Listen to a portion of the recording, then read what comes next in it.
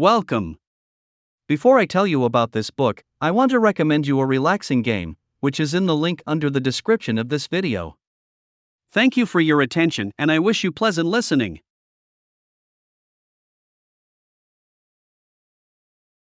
As each year comes to an end, it's easy to fall into the one thing all book lovers fear, the dreaded reading slump.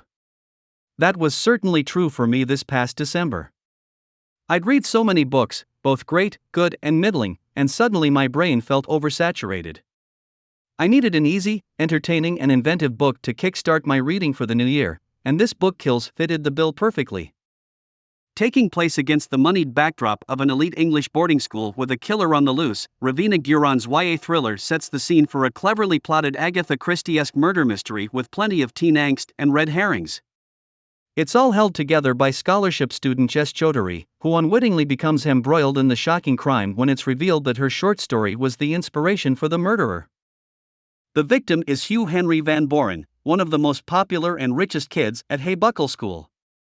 Jess is aware that her scholarship rests on her keeping her grades high and her record clean, but the killer seems intent on dragging Jess and the few friends she has into their murderous plot.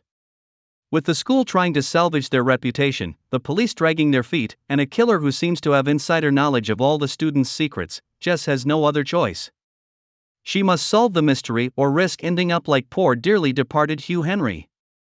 I'll make it clear from the start, I did not kill Hugh Henry Van Boren. I didn't even help. Well, not intentionally. Like all good murder mysteries, this book Kills begins with a simple enough plot. There's a shocking murder and a killer on the loose, the bodies are mounting and the key to solving the crime rests with the intelligent protagonist.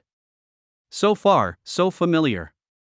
But Ravena Guron's story feels fresh and fun, partly down to the self-aware first-person perspective that's slightly tongue-in-cheek but never to the detriment of the characters or the mystery at its heart. Jess is a compelling character because she's an outsider who keeps her head down, but the murder forces her to step outside the boundaries she's been living in. In doing so, she discovers new friends and a strong voice she didn't know she possessed. Jess' transition from wallflower to self-assured young adult plays out in parallel to her trying to solve a mystery that constantly has her on the back foot, second-guessing not just herself but everyone around her too. Each of her classmates come under suspicion at some point, as do her teachers, allowing readers to play along as detective. I'm not saying I could give Hercule Poirot a run for his money, but I did guess the identity of the killer fairly early on. Yet that didn't take away from the clever way the mystery unfolds, with a devilishly well-plotted end that certainly has a few surprises up its sleeve. This book Kills is a perfect example of a YA thriller done right. There's humor, drama, danger and twists galore, not to mention a tense, confined school setting, making it a must-read for fans of One of Us is Lying or Pretty Little Liars.